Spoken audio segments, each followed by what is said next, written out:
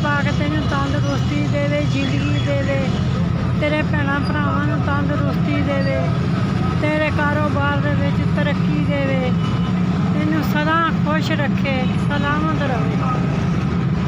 तू मेरे ते जेहड़ी नेकी कीती मेरे बच्चों ते कीती, तेरा शुक्रिया।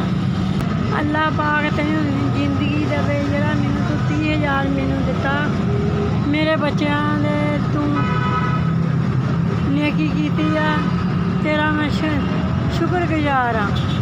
अल्लाह पाक तैनूं तंदुरुस्ती देवे, तैनूं जिंदगी देवे, तेरे कारोबार च तरक्की देवे, तेरा शुक्रिया।